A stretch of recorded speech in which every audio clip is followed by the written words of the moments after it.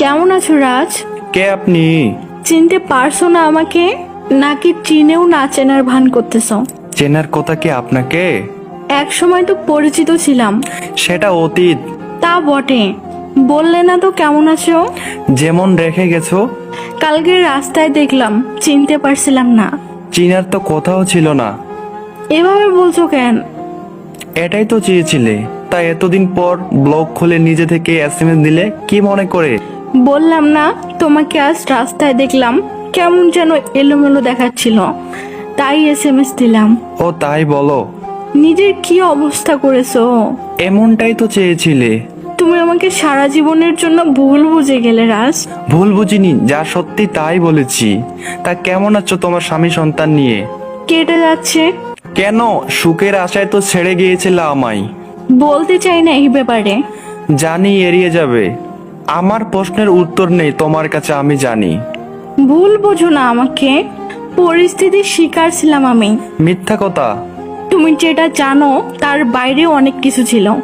যেটা দেখেছি সেটাই বিশ্বাস করি। তুমি বিশ্বাসঘাতকতা করছো আমার সাথে।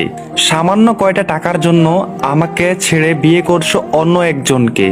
এইসব ভেবে যদি শান্তি পাও, শান্তি পেতে থাকো। আমি প্রতারক এটা ভেবে যদি আমাকে ভুলতে পারো, নিজের জীবন খুশি করতে পারো, তবে সব থেকে খুশি হব আমি নিজে। কিছু মানুষকে না কখনো ভুলে যায় না।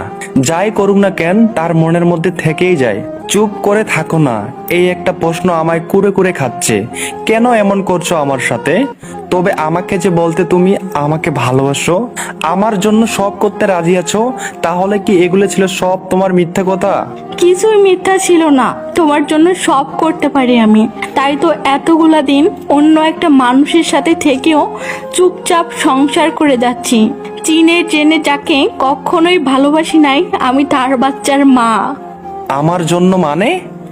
রাজ, গত 3টা বছর তুমি আমাকে ভুল বুঝেছ।